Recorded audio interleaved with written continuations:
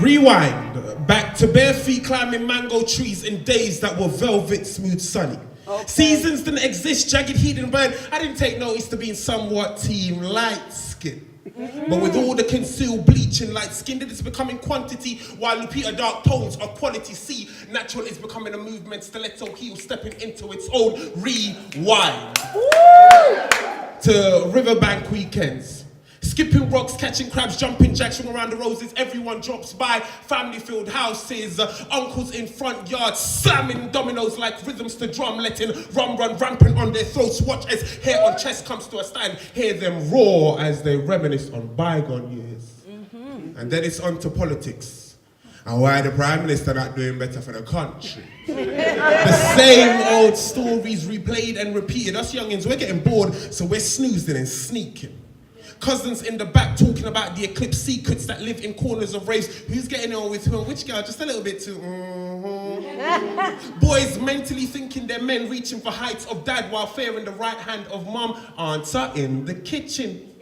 Gossip is cooking, opinions are bubbling and boiling. Vintage polystyrene cup filled with chicken foot soup. Take a fork to the yam, dumplings and green banana. Hard food that sits in the bottom of your stomach, decaying like childhood memories. Rewind. To when my uniform was all brown, head to toe, 2 shades duller than my skin tone. Back then, girls washed dirt from face, not lipstick or foundation. We used to play kiss chase. Boys watch screens and always in the girls' jeans. These days, we're all hustling for that piece, smoking them herbs a couple times a week. We're even asking for a double shot, please rewind. To dancehall and reggae, good vibes and dancing feet. Used to be a party every week, most times on the beach or in my front room. It used to be dreads and canos, now we have high tops, mohawks and fades.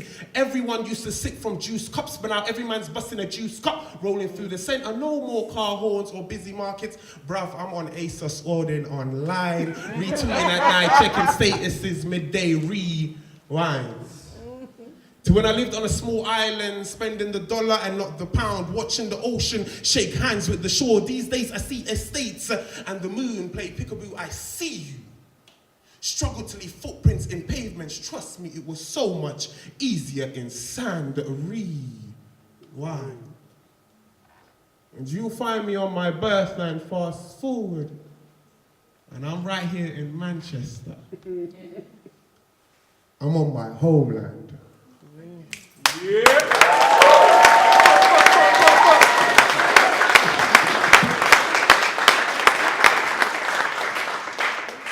Home is a suitcase. A new face. On loop, on loop, on loop, on loop, on loop. Home does not have a single sound or a downloadable ringtone.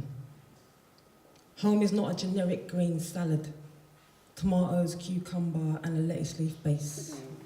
It's not an open and shut case. So Sherlock, your brains are no match for the search for that elusive connection that drives us all. Oh, the mystery of it, the myth of it. Home. Warmth, food, shelter, the basics of survival.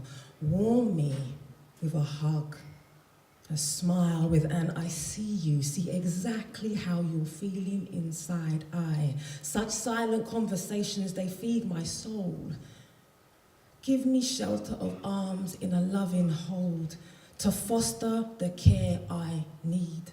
Like a rooster heeds the dawn and snares it in its far-reaching call and holds it there, naked as a newborn, mucky and beautiful. Home is where I should be able to bear all. So, will this new place be one that I can radio, calling back to base, calling back to base? Home travels with me, migrates with this small suitcase, and my heart racing, in time with anticipation, with some resignation mixed in, for reality checking my fairy tale family with the fireplace and the garden swing, being tucked in, snuggling with a book being read at my bedside, head on a pillow, where I know for sure my homespun dreams are talismans for the nightmares that are forbidden. Banned. for all will be well in the land. Another family planned. Days adjusting to new smells, new bed covers and food with different seasoning. Riding to number 15 Greenfield Street, I meet the new couple. Number 4, 13 in my life. I hear say they're nice. Nice. Home is rowdy, full of siblings, no privacy, no peace. It's a place of love, food, and shelter, where humans are cocooned from the outside world and external masks are slowly peeled off to reveal their hidden beauty and ugly. Doors close. Warm air throws out the cold, and there are those who look like you, walk like you, talk like you, and move like you. Protective walls try to keep out the hate, the hurt, the anger and the pain, but sometimes those emotions are so hench, they push through porous concrete. It's a meal. Shepherd's pie with lashings of comforting and buttery mash.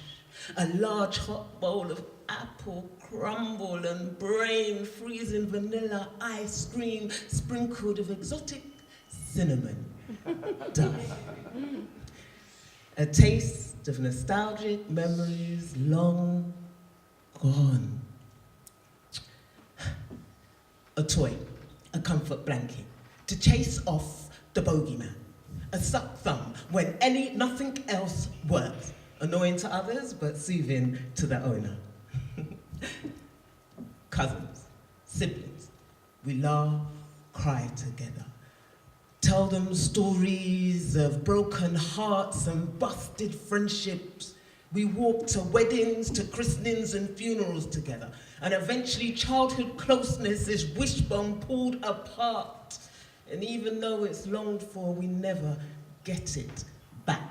It's a face, a familiar face, maybe a mother, wrinkles marching forward, hands that you recognize, hands that have washed and bathed, hands that have disciplined and loved, hands that have held hurts, held tears and held you together.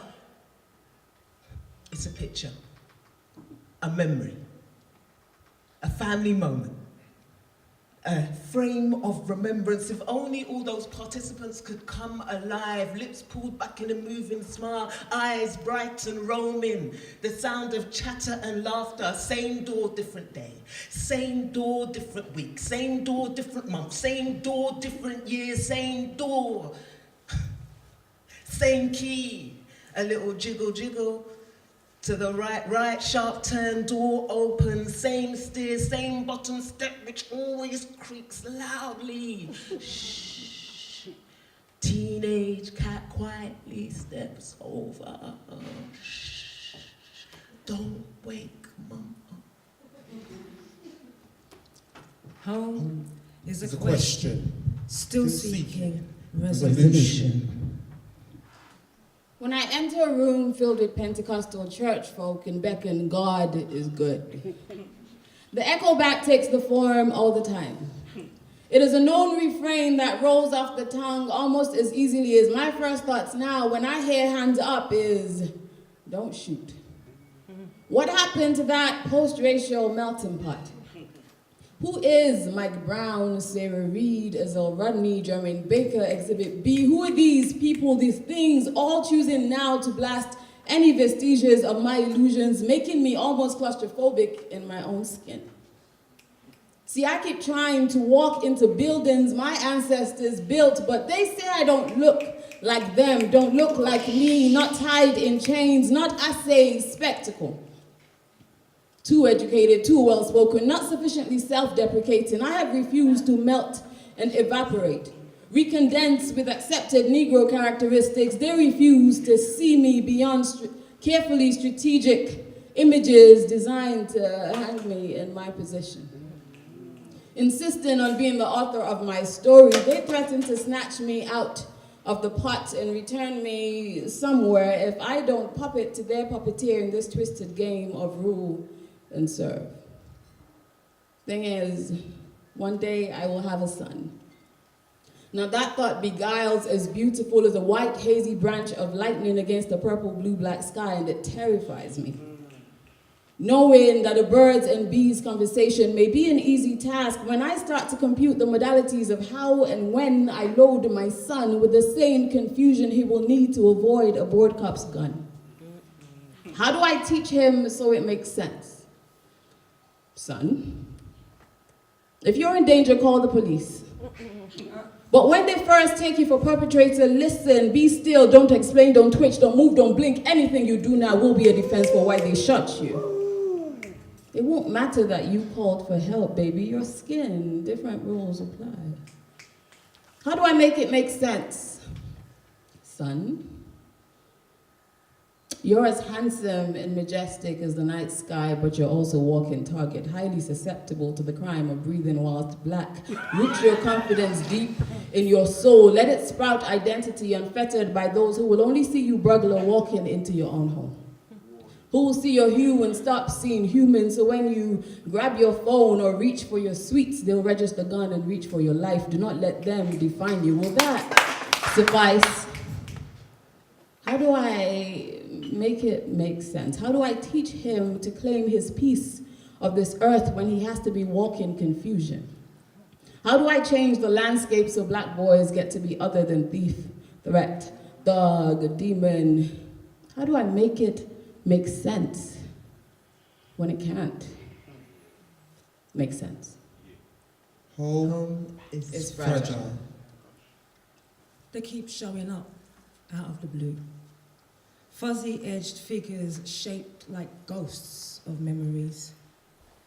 Your eyes are still 2020, even at 96, sharp, bright, brown, now rimmed with pale blue yesteryears, your curdled dreams.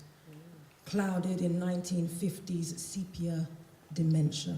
So you have to keep asking the same question. What's your name again? Amongst the others you sit, a young, old man, native Nevis citizen, English-bound, England-bound, a tailor's profession profoundly, proudly tucked under your arm like a broadsheet, profound and important like folded wings, hunting a new life under the protection of a motherland beckoning you, fledgling, sure of the uncertainty of migrating, certain in your manhood.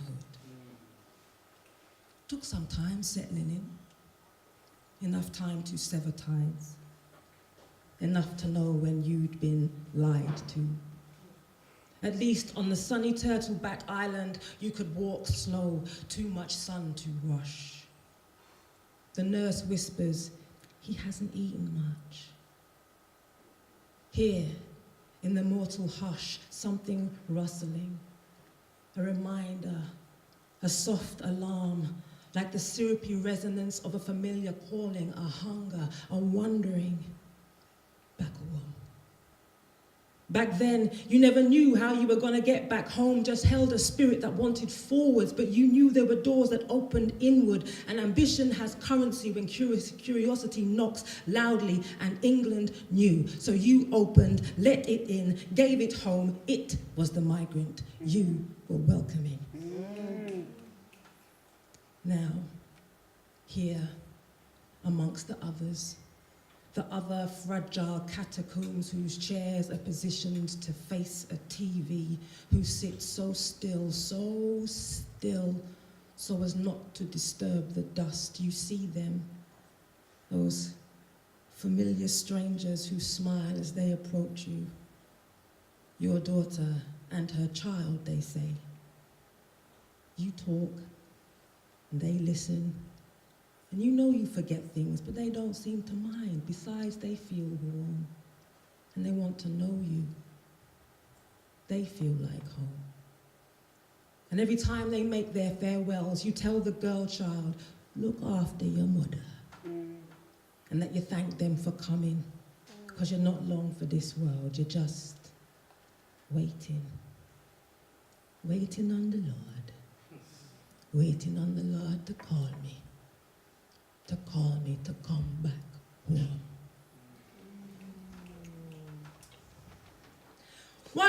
Go back to where you come from. Go home. Yes, I can go. Go, I do very well. You see, my people have been going since their parents' could walk, make a boat, navigate the stars. Go is what we do. But home. I want to widen the distance between us and ask him where exactly I should be going. I am sure we will stumble on a dot called Africa. Engage in a fact versus stupidity exchange till Africa is conceived in his brain as somewhere bigger than his backyard. Or just a country. I want to Go back. Go back to the time my 6 siblings and I lived and loved under the same roof. When Sundays were all about Sunday dinner, rice and peas, plantain and lentil soup. When we played camp in the living room with sheets, blankets and pillows.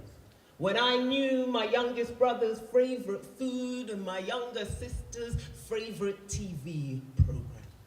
Back before I wanted to trade in muscular dystrophy and a brother and sister in a wheelchair for a brother and a sister who could walk, run and jump. You see, back then Mum was God. Life began and ended with her. Before we were scattered across the globe like runaway marbles.